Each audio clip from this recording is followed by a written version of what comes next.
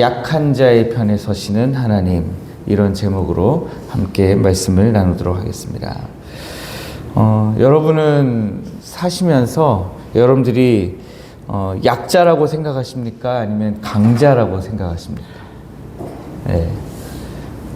여러분들은 어떻게 생각하는지 모르겠습니다.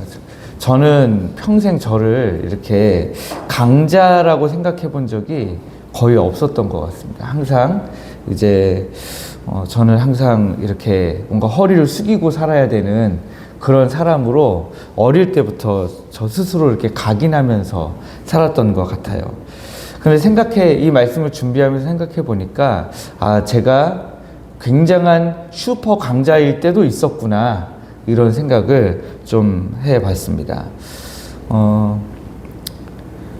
슈퍼 강자인데 슈퍼 약자라고 생각하면서 살다 보니까 어떤 때는 그게 그렇게 좋지가 않은 때가 있다는 사실을 깨닫기도 한 적이 있어요.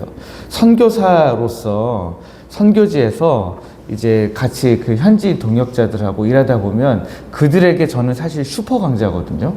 근데 저는 제가 굉장한 약자라고 생각하고 이제 하다 보니까 그들 입장에서 굉장히 불편했겠다. 오히려 강자가 나는 강자인데 이렇게 합시다 하고 끌어가 줘야 되는데, 저는 강자가 계속해서 약자인 척을 했으니까 사실 척은 아닌데 저는 제가 약자인 줄 알고 그렇게 했는데 그들 입장에서는 좀 굉장히 혼란스러웠겠다, 이런 생각도 해 볼 때가 있습니다. 보통 우리는 우리 스스로를 힘없는 서민 혹은 약자, 피해자, 이렇게 생각할 때가 많이 있습니다.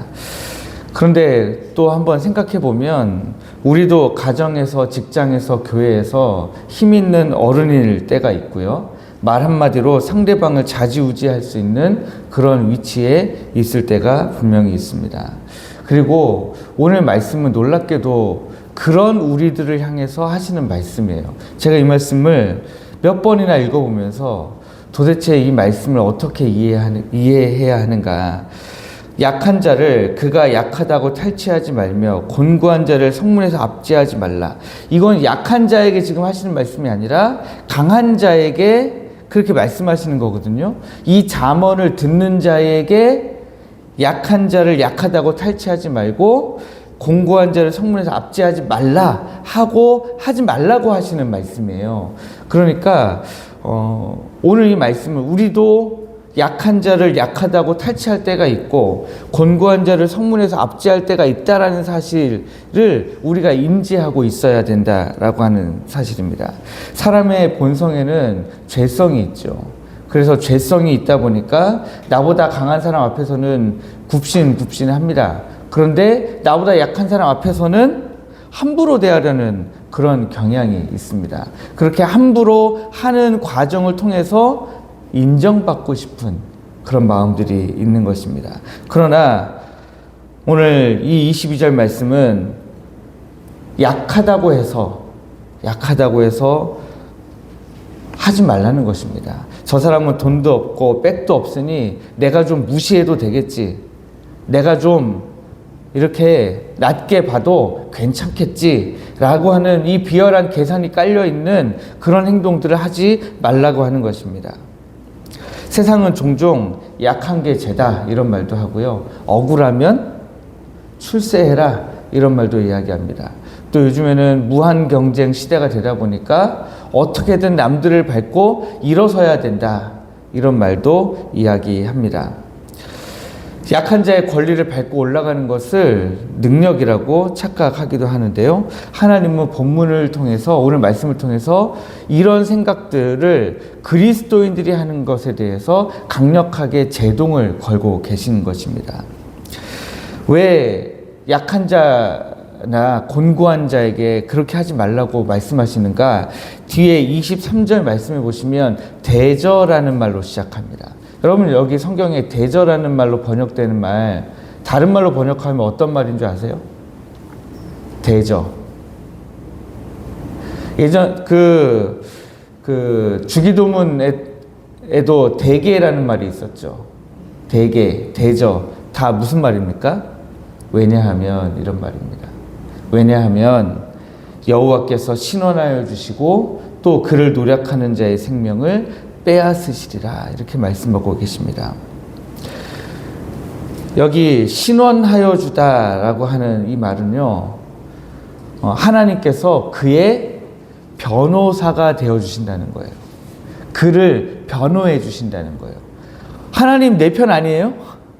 하나님 내 편이잖아요.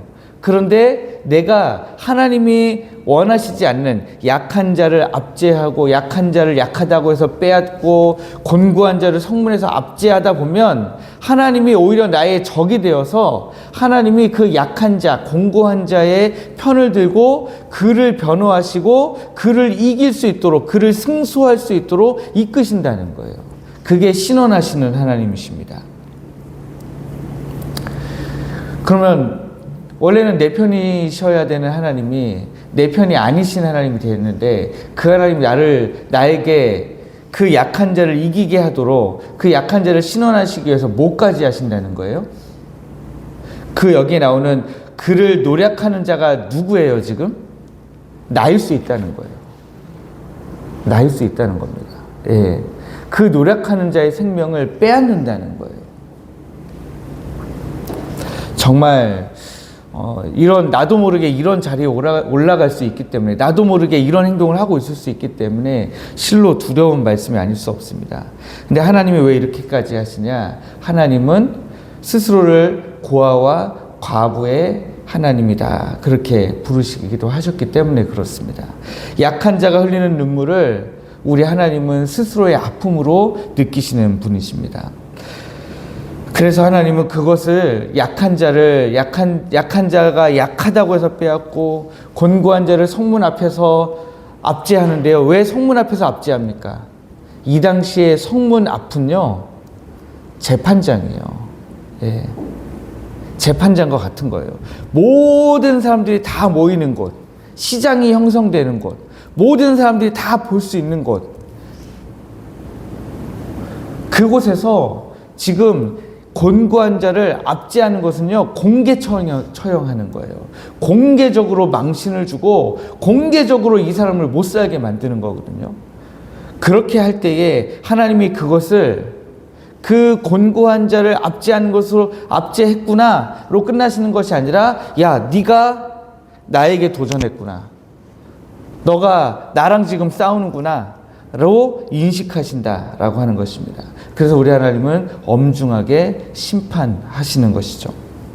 마태복음 25장에서도 우리 주님이 비슷한 비유를 말씀하십니다. 너희가 여기 내 형제 중에 지극히 작은 자 하나에게 하는 것이 곧 누구에게 한 거라고요? 내게 하는 거라고요. 우리가 지극히 작은 자 하나에게 주님이 한 것처럼, 그 사람이 주님인 것처럼 하기가 생각보다 굉장히 어렵습니다. 톨스토이의 소설이 생각나는데, 이 제목이 생각이 안 나네요. 이 책을 벌써 제가 몇 번이나 읽었는데 제가 이렇습니다.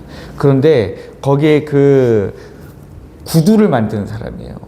가죽으로 구두를 만드는 사람인데, 어느 날 이렇게 구두를 만들다가 이제 이 구두의 일감도 더 이상 들어오지 않고 먹을 것도 없고, 그래서 멍하니 이렇게 그 사람이 일하는 위치가요, 좀 길보다 좀 낮았어요. 그래서 이렇게 길거리를 바라보면서 사람들의 신은 구두를 바라보면서 이렇게 있다가 마지막 구두를 배달하고 돌아오는 길에 어떤 이제 돈을 이제 받았을 거 아니에요.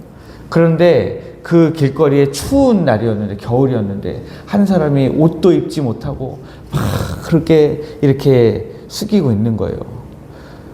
그래서 이 사람이 그 사람을 보고 지나치다가, 아, 저 사람 저러다가 굶어 죽을 것 같은데 어떻게 하지? 그런데 이 돈은 우리 가족의 마지막 먹을 돈인데 이제 이 겨울에 더 이상 우리도 굶을 것 같은데 어떻게 하지? 하다가 그 젊은이를 데려와서 먹을 것을 사가지고 그 사람을 먹이고 입힙니다. 근데 나중에 보니까 그 사람이 누구였습니까? 천사였던 거예요. 예. 그 사람이 온 다음부터 구두의 일감이 막 늘어나고, 그 톨스토이가 그 소설을 통해서 우리에게 전달해 주고자 했던 것은 바로 이 말씀이었어요. 마태복음 25장을 모티브로 해서 만든 그 소설이었습니다. 그 약한 사람이 사실은 우리를 찾아온 예수님일 수 있다라고 하는 거죠. 사랑하는 성도 여러분, 우리 주님이 우리에게 아무것도 안 주신 것 같은데 사실 또 주신 게 있어요. 조금의 건강과 조금의 물질과 또 조금의 직분과 또 이제 모든 것을 이해하고 받아들일 수 있는 나이와 연륜을 우리에게 주셨습니다. 주신 이유가 뭘까요? 네. 그걸로 우리 교회에서 더 낮은 자리에서 섬기시라라고 하는 거죠. 억울한 자의 편이 되어주라 하고 주신 것이죠. 약자를 돕는 자가 되라 하고 주신 것입니다. 우리보다 더 약한 사람이 있어요. 근데 여기에서는 이제 물리적으로 약한 사람과 곤고한 사람을 이야기하는 것 같지만 사실 영적으로 우리보다 훨씬 약한 자들이 있잖아요. 믿음이 약한 자, 믿음이 연약한 자, 지금 곤고한 가운데 있는 자, 지금 어두운 골짜기를 지나가고 있는 가운데 있는 자, 그런 자들을 도우라라고 하는 것입니다. 우리가 그런 사람들을 도우면서 하나님을 우리 편으로, 그래서 하나님이 우리 때문에 그들을 신원하시는 것이 아니라, 그 약한 자들을 신원하시는 것이 아니라 우리가 하나님 편에 서서 같이 하나님이 우리 모두를 신원하시는 하나님이 되도록 우리가 오늘 그렇게 하나님의 동역자가 되기를 원합니다. 우리 주변에 약한 자들이 생각보다 많습니다. 사회적으로도 약한 자가 많지만 우리 교회 안에도 믿음으로 약한 자들이 굉장히 많아요. 우리가 오늘 하나님의 동역자가 되어서 그런 이들을 위해서 함께 생각나시는 대로 기도하고 또 그 가운데 하나님의 은혜를 누리시고 우리를 동역자로 삼으시는 그 하나님의 은혜 가운데 오늘 하나님의 칭찬을 받으시는, 참 잘하였다 칭찬받으시는 오늘 여러분의 기도가 되시기를 주님의 이름으로 축복합니다.